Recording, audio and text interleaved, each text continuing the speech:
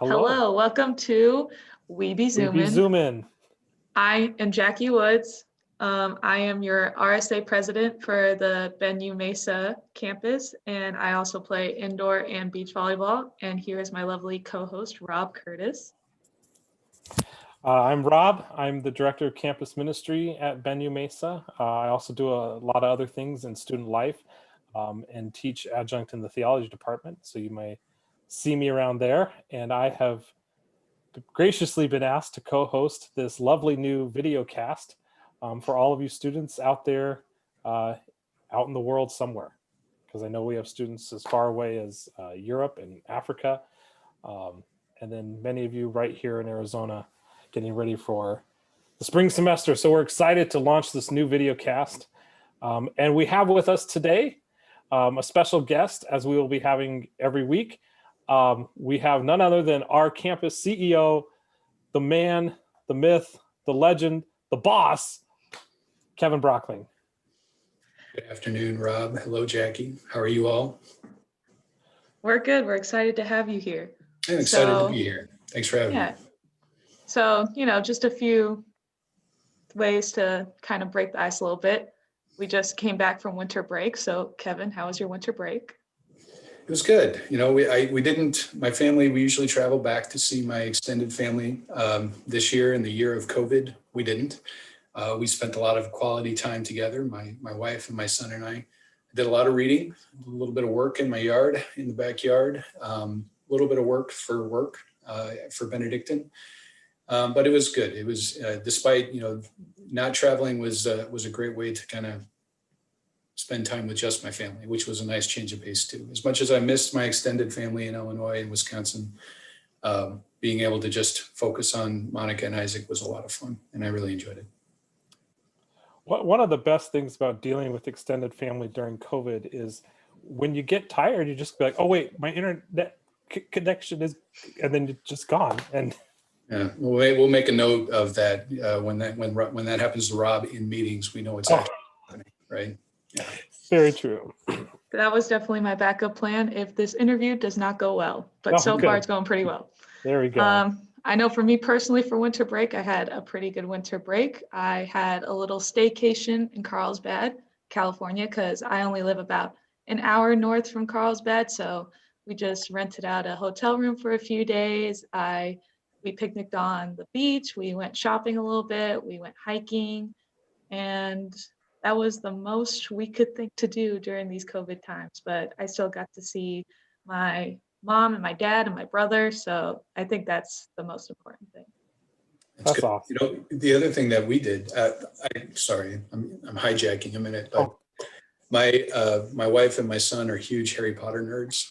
And we actually watched every single Harry Potter movie from after Christmas. We started on the day of Christmas. For Christmas, we woke up, we did Christmas things, and then we made Harry Potter themed food. So we made hand pies, had butterbeer, and then began watching Harry Potter movies. So over the next probably 4 or 5 days, I don't know, we watched every single Harry Potter movie.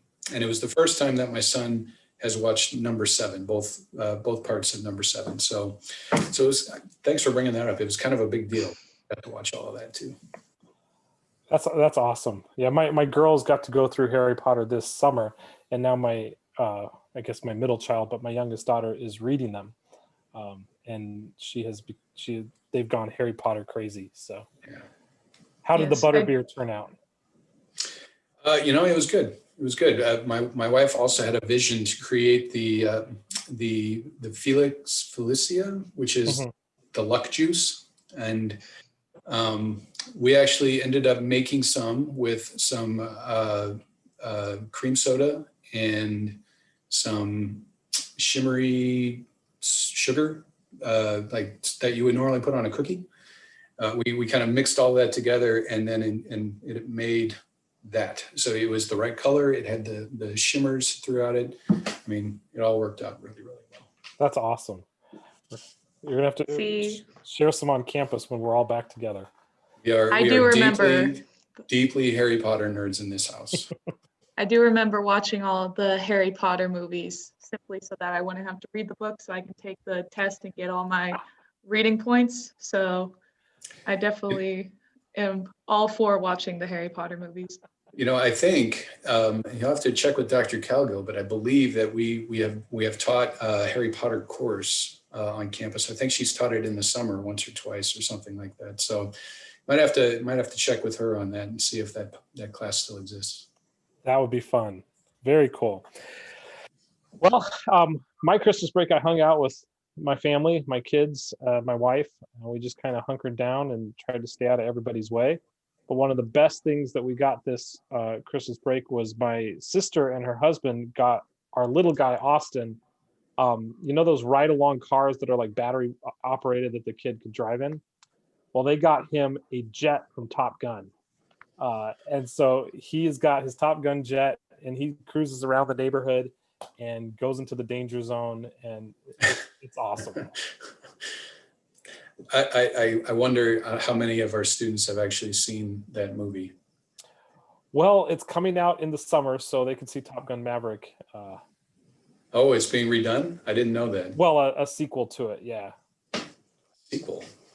Yeah, it was actually supposed to come out last summer, but COVID took that away. But yeah, this June, Top Gun Maverick is coming out. So that's why they got all the new toys coming out and everything. So. Oh, I had no idea. I'm so disconnected from pop culture. Well, that's a great transition because we don't want people to be disconnected. We don't want our students to be disconnected. We all want to be connected.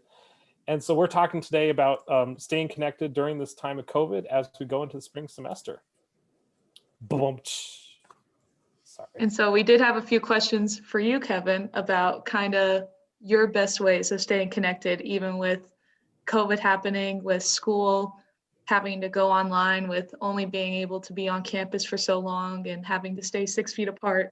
So one question that I personally have was, what were some of the best resources that you came across since having to start everything online that still helped you stay connected with the school or your family and friends or anyone in between?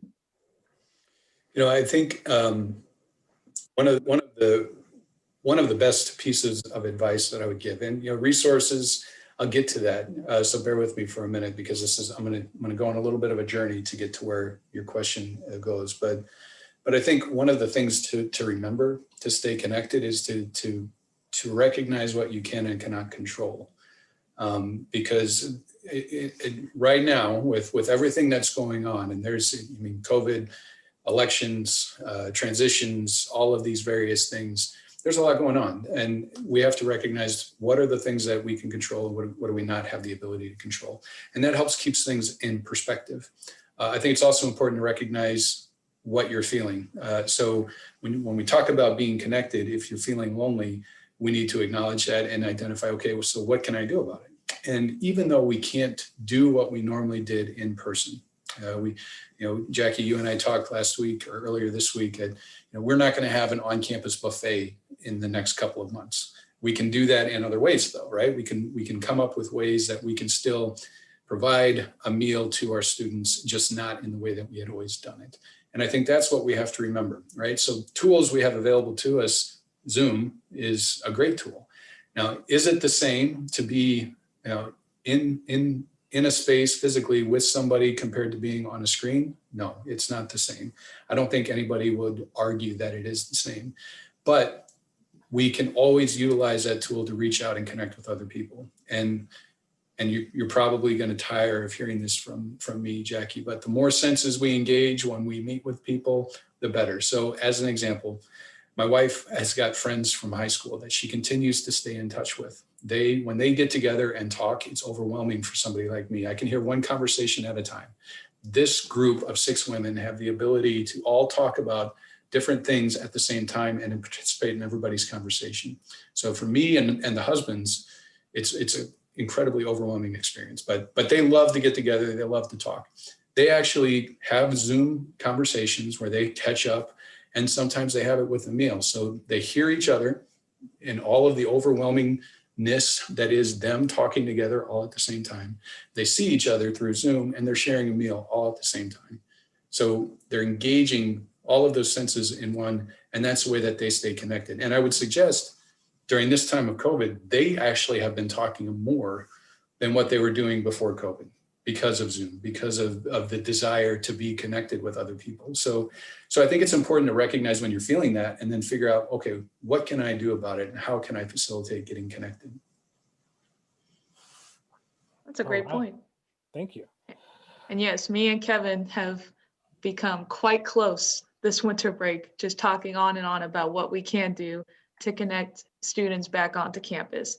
And Kevin and I and the rest of RSA are working very hard, and we will be hearing some news about that very soon. Awesome. Kevin, what are some creative ways that you've heard from students in how they're staying connected during this time of COVID? Well, I've heard a couple of different things. It's not creative, but it is, pretty traditional to just pick up the phone and have a conversation, right? That's something that we can still do. And frankly, that's something that I've resorted to as I've experienced Zoom fatigue as well. I identify when is it right to be on the screen and when is it right to just be in conversation. So I think that's something that's pretty easy, straightforward. We have students who have met up in parks outside. You pick up food and bring it, or bring a picnic to a park or things like that. I think that's another great way to recognize that you can be safe, you can be socially distanced, but you can still see each other physically in the same place at the same time. And we have to be mindful, right? When we go out and do these things, that it's likely it's not just one or two people that's doing it, there are other people. So we went to the farmer's market this past weekend and easily able to maintain social distance, but we had to be very mindful when we were walking around the various booths that we just had to keep space. And that's something that you can do. Another thing that I know has become a little bit more popular are these Netflix watch parties and other things like that. I'm a child of the 90s, and one of my favorite bands is when I was growing up had a watch party of a concert that they did, which was a little concert that they had that they just made available to their fan base. And I think that's another thing that you can do, whether it's on Netflix or picking the band of your choice or the musician of your choice. Definitely supporting the arts in that way is going to be welcome, because the traditional ways that they do what they do aren't happening. So we're all coming up with different ways that we can do these things together. That's some great points there. Thank you. I've definitely had a few Netflix watch parties, and I've had an absolute blast. Very cool. Yeah, the only time that be honest, right? I usually don't watch TV until my son goes to bed at 9 o'clock. And then I'm a pretty early riser, but I usually fall asleep on the couch with my wife watching Netflix probably by about 9:30, quarter to 10. She wakes me up to go back to bed. I mean, that's basically what happens. So a watch party for me, I'm not going to bring a lot of excitement to that watch party, I'll be honest. Not a big binge watcher there. No, I would be if I could stay opposite. Up. Yeah, if there's a season that's out, then you can already text me and say, how was that season? Because I've probably watched it within 2 days at least. But we actually have binged some of these things. Like Queen's Gambit was one that we watched during the break as well, which, I thought it was recommended to me, and I thought, it's about chess, really? I mean, how exciting can that really be? But it turns out it was really interesting, and I really enjoyed it. And then another one that my wife and I just finished was Repair Shop, which I don't know if you've seen it, but it's basically a British show, and people bring in their heirlooms that are in disrepair, and these fantastic craftsmen and women are able to repair them and make them look brand new again, which it's really neat. I enjoy doing things with my hands. I wish I had I'm a pretty shaky guy. I don't know if you can see that, but I can't do those kinds of things, unfortunately, because of that, the shakes. So I always admire people who have the ability to do that. I apologize if you just heard my phone go off. No problem. So did you watch Tiger King though at the beginning? I watched an episode of it and I was like, oh my gosh. I can't, I cannot, no, I just cannot, I couldn't bear to invest the time of my day into that show. All right, no big deal. Carol Baskin might have killed her husband, but that's beside the point. That's what I Um, hear, yeah. so Oh, wow. then another question I have for you, Kevin, is that I know you're very big, like the whole big reason why we decided to create this video cast was because of how interested you are in podcasts and how interested you are in learning. I know you're still in school, so how do you continue to learn in order to stay on top of the things like within your role in the school? Well, I think, you can take a couple of different approaches to responding to that question. I think my primary way is to try and listen as much as possible. I think, the Benedictine tradition of obedience relies on deep concentrated listening so that we can understand each other. That's something, one of the many things that I appreciate about being at a Benedictine institution is that, these values mean something, right? So when I started learning about the values, that one specifically stood out. And that's where I really try to focus as much as my effort as possible, and just to be a good listener. Because if I can listen to what you're saying and understand the context from where it comes, I'm more likely to be able to help you have a good experience, be successful in your classes, overcome the barriers that you're experiencing, all of that sort of thing. So I think my number one, in my day-to-day work is just to listen as much as possible so that I can help navigate the troubles that come up. But formally, and also, in my own personal interest too, I do every morning I go for a walk, usually for about 2 miles, maybe 3, depending on the morning and how early I'm up. And I just listen to podcasts when I do that. Sometimes I don't listen to podcasts so that I can actually let my mind just wander and think a little bit. But I listen to podcasts about the St. Louis Cardinals, which are my baseball team. I listen to podcasts about a podcast called How I Built This, which is something that our colleagues from Cahoots kind of turned me on to, about people who started their own business and how it's worked, some major names. And there are about 5 different enrollment or college and university podcasts that I listen to as well. And then what I like about podcasts as opposed to going to conferences and things is that they're relevant. There's something that you can talk about that is relevant today. So one of them is about financial aid. And I know, right? A financial podcast, what a huge nerd. But here's the exciting thing about it. Students complain on a regular basis about how complicated it is to complete the FAFSA. Little do people know that in just 2 years, I know it's still 2 years away, but FAFSA simplification has been something that has been discussed for like 2 decades. And in 2 years, FAFSA simplification is finally going to get implemented because it was snuck into, maybe passed in the last stimulus bill that went through.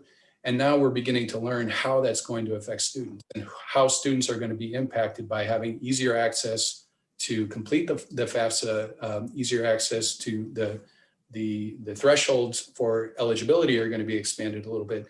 And it's just, those are the kind of things that I really appreciate about podcasts.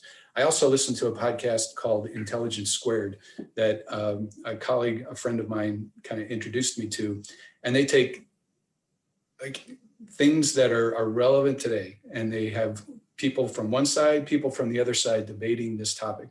So the topic that I listened to actually just this morning was whether or not the United States is still being considered the beacon of democracy on the world stage, right? And it's just really interesting to hear those two opposing viewpoints and ideas in a way where it's very respectful. Nobody's yelling at each other. There's no capital letters in a text message or a tweet that is sent over.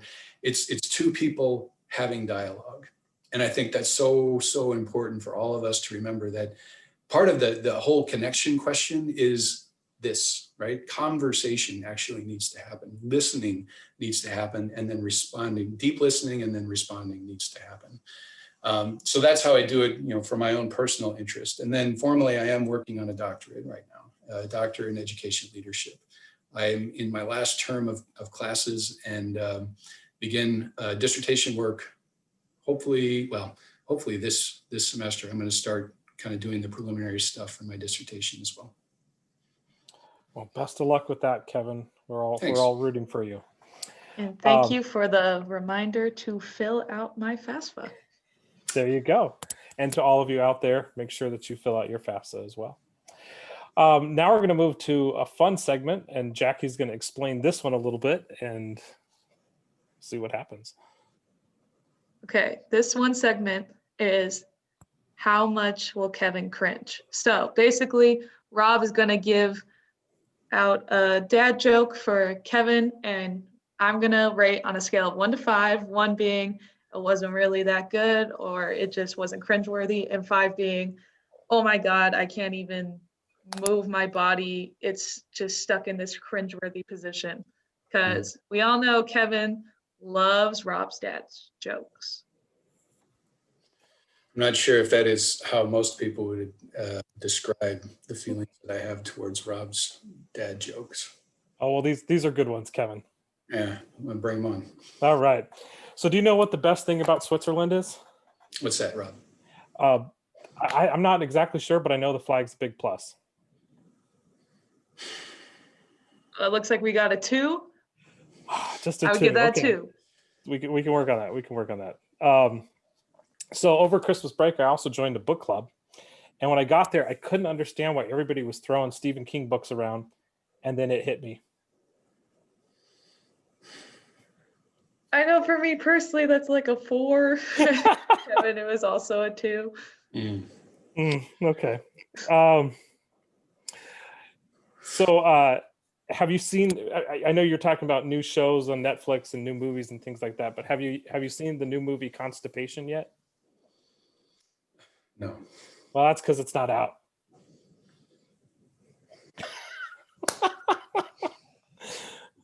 We got Kevin to a 4.